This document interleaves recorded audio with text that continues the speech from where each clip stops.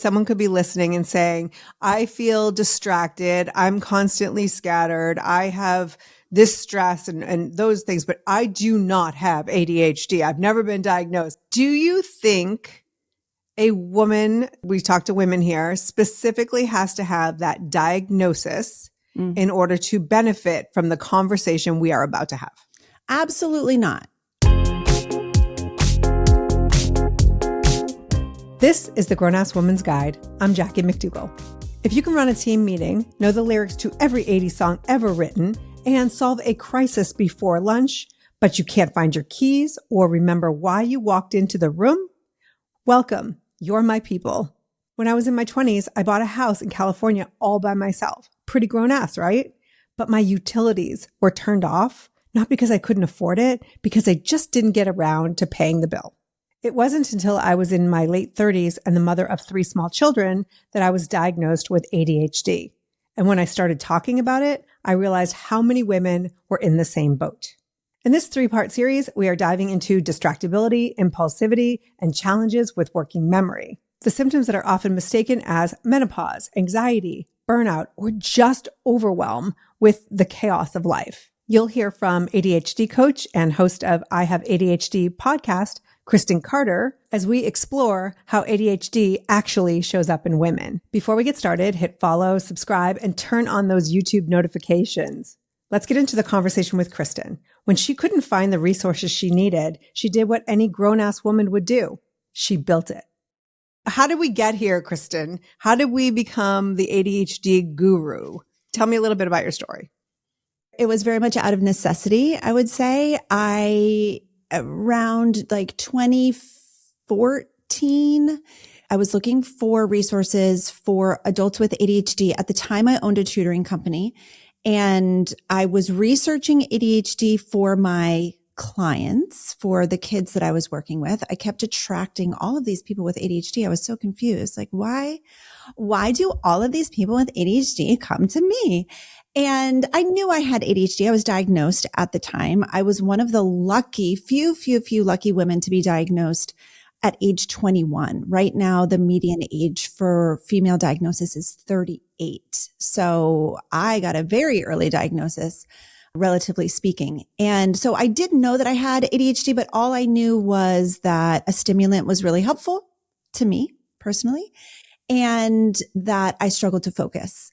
I didn't know that it was so all encompassing. And so as I was researching it for my students, I was like, oh my gosh, why aren't people talking about this? And I went looking for podcasts that talked about ADHD. And at the time there were 2 total. Now there's like so many, but at the time there were so few. And every couple months I would go back and I would look for another podcast, and there just wasn't one that really resonated with me. And finally, after probably a year and a half of frustration, I heard that internal voice, that whisper that's also like a scream into the void, like, why aren't you doing this?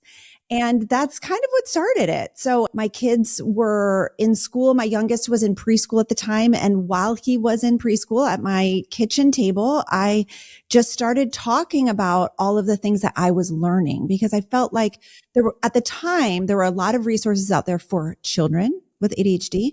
There were even resources for parents who had children with ADHD, but nobody that I could find was a voice that was speaking directly to adults with ADHD. And so that's when I started my podcast. I think I dropped the first episode into the darkness of the night, the safety of like the cover of the night. And I told there was no launch plan. I didn't tell a soul other than my husband.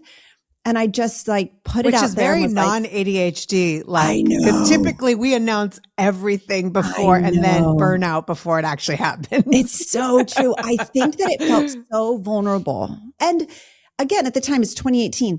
Podcasts were not as popular at the time. And it just felt so vulnerable. And I just kind of hoped that no one would listen, but at the same time hoped that maybe a couple people would. And it just grew very organically. Yeah. And so since then, I've been able to interview, just the most impactful people in the ADHD community, the authors of all of the books that are sitting and collecting dust on ADHD shelves. Like I've had the opportunity to speak to all of them, and that's been just so transformative. And yeah, that led me to become a coach. I started the podcast thinking like, maybe someday I'll do something with this other than podcast, but I have no idea what. And it turns out that I've been a coach forever, just coaching people without their consent. Sorry, everyone. Sorry for that. Everyone I may relate to that. You know what I'm saying, right? I'm an emphatic coach, whether you want me or not. Yes, that is exactly it. So, you know, eventually like got certified and started coaching people with ADHD. And that has just been like, what a gift. I can't believe that I get to do that. Like, this is my job. Are you kidding me? It is the most fun I've ever had. I love this so much. How many times have we waited until something is perfect before we put it out there in the world? Meanwhile, Kristen uploads the episode in the dark of night, and she's reached millions with her podcast. If you're looking for permission, even though you don't need it, here it is. Do the thing.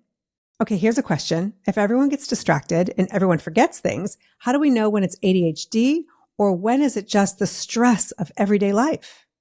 I think that there are a lot of people who struggle with distractibility. Here's the thing with ADHD, and this is part of what makes it really annoying. No offense to me or anyone else who has it. The symptoms of ADHD are things that everyone experiences. Everyone struggles to focus. Everyone struggles to emotionally regulate. Everyone struggles with memory. Everyone struggles with distractibility or impulsivity from time to time. So this is the reason why we hear, well, like, yeah, everybody has ADHD. Like, what are you even talking about? Like, oh, you struggle to focus? Like, same. What, like, why is this a pathology? Why is this even diagnosable? And what's interesting is like, yes, ADHD is a spectrum and it is going to affect people to varying degrees.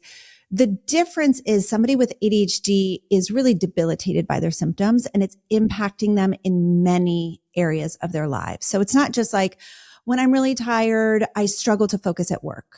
Like that's very normal. And that would not necessarily be symptomatic of ADHD.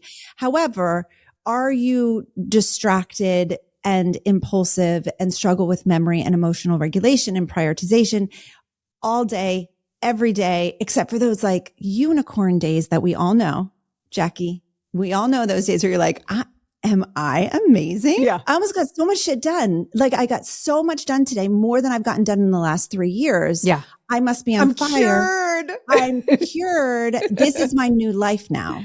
Yeah. And then we wake up the next day and it's like, oh, wait, where did that go? So absolutely people will benefit from hearing a conversation on what it's like to have these symptoms and manage these symptoms. I will say though, that owning the fact that we struggle more than most and really accepting the fact that like ADHD is a real thing backed by decades of scientific research and that the treatments for it are actually very useful. And in the words of the great Dr. Russell Barkley, ADHD is the most treatable mental health disorder or condition, if you prefer that word.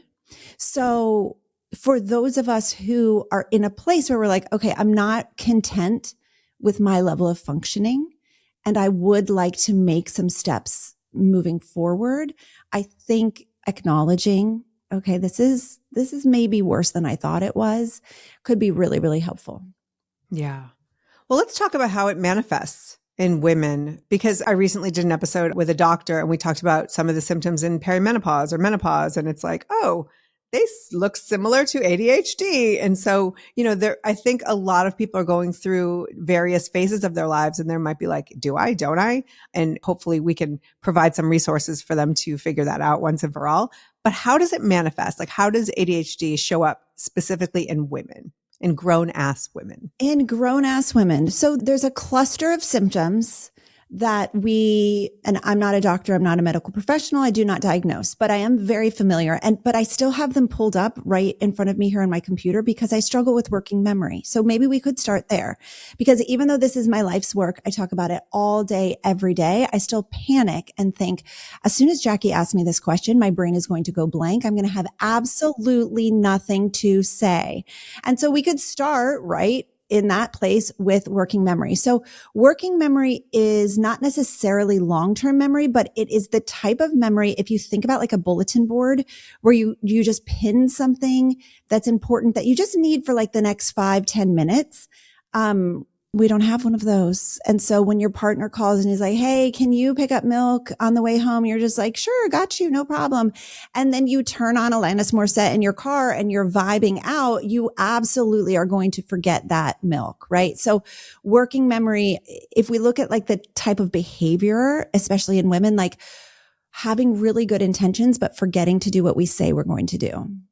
Like really wanting to help someone out and being like, yep, I'll be there for you, but just forgetting, leaving projects unfinished, getting started on something and not having that internal voice that's like, this is what I'm working on. This is why I'm working on it. And so we leave a lot of projects unfinished, even just like not remembering what goals you made or what intentions you set. Like I even forgot, like, what did I say that I would do this year? I have no idea. Okay. So working memory is a big one. Impulsivity and distractibility are like the two primary symptoms that clinicians are going to be looking for in someone with ADHD. Impulsivity is tough. It's real tough. So maybe in high school or in grade school, you were just a chatterbox and you chat, and you just like motor mouth could not keep your mouth shut.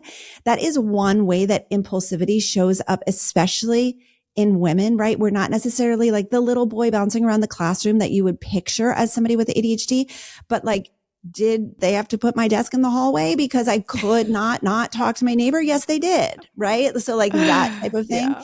Was I called a social butterfly on my report card? And I thought, wow, she really sees me. I thought it was a compliment.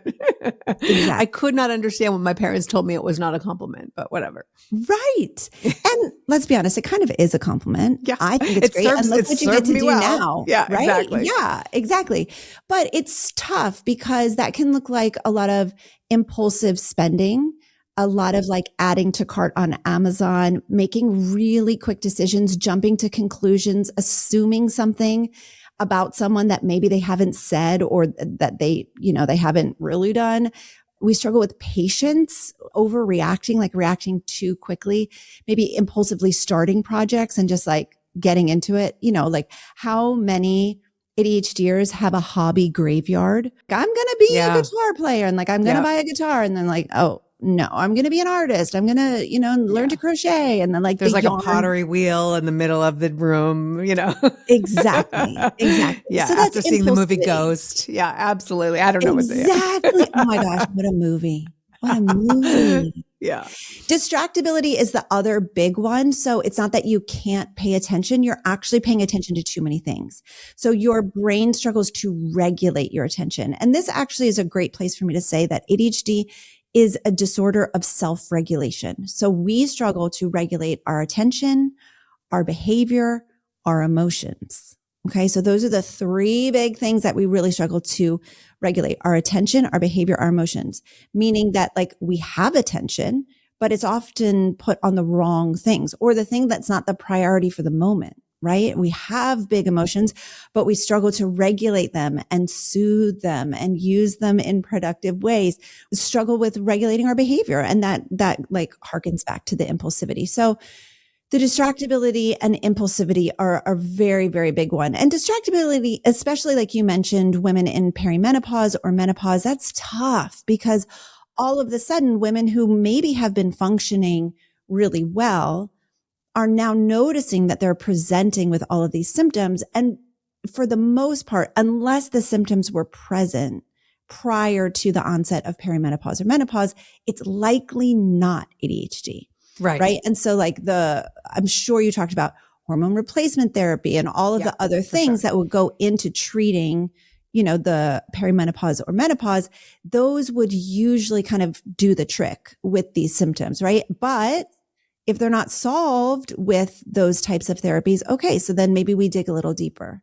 Right. Have you noticed, though, there are women who maybe weren't diagnosed with ADHD and then perimenopause and menopause is just sort of like taken what was there and just, took it to a new level. And so I think maybe we can live with it. But once perimenopause hits, we're like, oh, forget it. I need help with this. So it might be two sides of that coin. That's absolutely true. And we see that with all kinds of transitions. A big one is the transition into motherhood.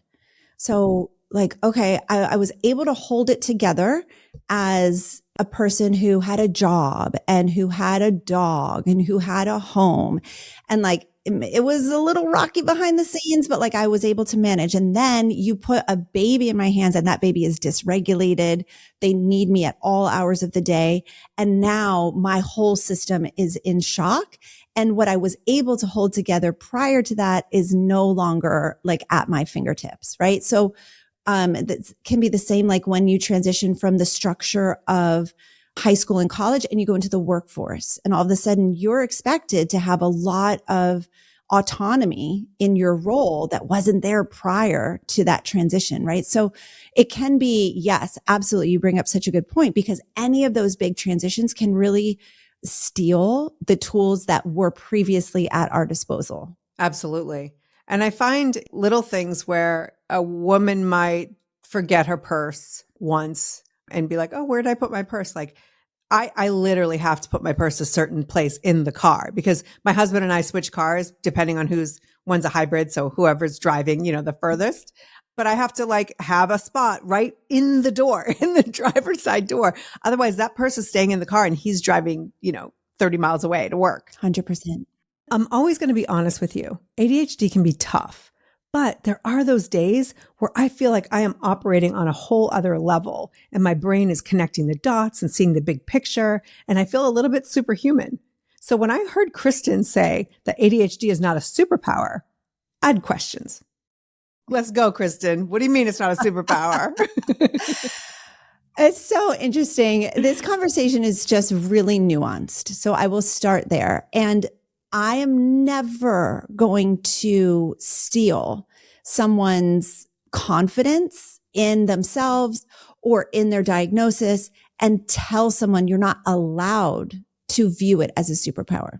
I will say that from my perspective, in the thousands of coaching hours that I've participated in and in working with students with ADHD, so many, and that was, hundreds, not thousands. But back in the day when I was working with students with ADHD, there's so much struggle. There's just so much struggle that goes into it. I did have a lot of parents come to me and say, how should I talk to my kid about this? Because I don't want them to think that they're less than. I don't want them to be labeled. And I would say, honey, they're already labeled. They're labeled as scattered, as lazy. They're labeled as not paying attention. They don't care enough. They're not motivated. There are already labels on them. So the label of ADHD is actually an explanation that is much more clinical and can take away those other labels that we often inflict on ourselves or other people inflict on us, a teacher's feedback or a coach's feedback, soccer practice, like you're just standing there, you're not doing anything, like what is wrong with you? Those labels can be really, really damaging. And when you say to someone, hey, it's not your fault. Like there is something going on in your brain. And actually we have resources for you that can make this better. And so you're not lazy. You're not dumb. You're not stupid. You're brilliant, but you do have this one thing that we need to give you support and help with. So from like the standpoint, and listen, some people have been able to just thrive with ADHD without the help of medication. And that is lovely. And to those people, I completely understand why they would say it's a superpower. But to like the kids that are struggling in an inner city school who don't have access to diagnosis, who don't have access to a two-parent home, who don't have access to all of the support that goes into helping someone to thrive, ADHD is just another thing that makes life so much harder. And so I really struggle. I'm just like from my perspective, and with the people that I coach, it's so much more validating for us to say, okay, this is a condition that I have and it doesn't make me better or worse than anyone else. It's just a thing. And the way that I choose to support it and help myself with it is going to determine how successful I'm going to be able to be. Yeah. So you're really sort of like neutralizing it. Trying to. Then instead of like making it this like big thing on this side where it's like, you can't live with it. And also it's not some superpower. It just is. And so these are the coping mechanisms. These are the treatments. And we're going to get into what some of those might look like. But I get that.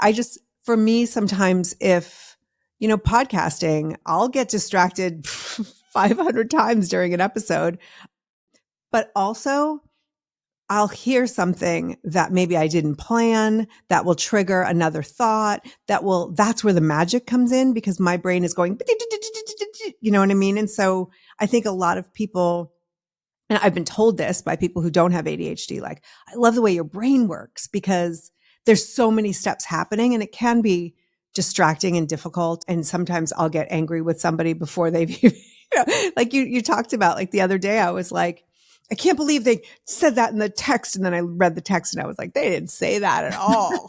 Like, girl, take it down a notch and like breathe and read the text. Yes. And, so there are definitely challenges, and that idea that I see this like horizon of opportunity and ways we could go. And it's challenging because I married somebody with ADHD and autism. Oh, wow. And I have children with a variety of ADHD and autism, and it's something. Oh my goodness. And what I would say to that is I just don't want to give ADHD credit for the good things about me. So I want to take credit for it. And I would encourage you to do the same. Your brain's creative. Awesome. That's on you, Jackie. Like, you're amazing, right? You might have a kid who's so creative, thinks outside the box, but I don't want to say like, oh, your ADHD makes you so XYZ. I want to say you're amazing. Your brain's awesome. I love you. Look at all the good things about you. So I just refuse to give ADHD credit for the good things about me. That's just where I'm at with it, where it's like, I do see certain things, but then there's also people with ADHD who are not creative. They struggle with black and white thinking. Yes, there's a creativity piece for some of us, but I want to give you the credit for that, not necessarily the label of ADHD. The diagnosis. Yeah. That makes perfect sense. Yeah, I like that. This episode is meant to spark curiosity, not diagnose anyone. That's what a licensed professional is for. But if something in this episode hits close to home for you, you are not alone. I asked Kristen how it goes when she meets someone who insists they do not have ADHD, but then they go and list every single classic symptom. What surprises you? Like, do you meet women, people who listen to your podcast or in your everyday life, and they're like, well, I don't have ADHD, but I this and I this and I this. And you're like, I can't diagnose you, girl, but you may want to look into that. Like, do you see that a lot? I do. And I really try to stay in my lane because like you said, even if I were a doctor, it wouldn't be my place. Right. But to have relationships with people, I'm thinking of one person in particular. Gosh, I just adore her. And I just keep thinking, okay, like I really think that a lot of her frustrations could be solved with a diagnosis and some treatment. And I'll mention it once. That's it. I'll just mention it once.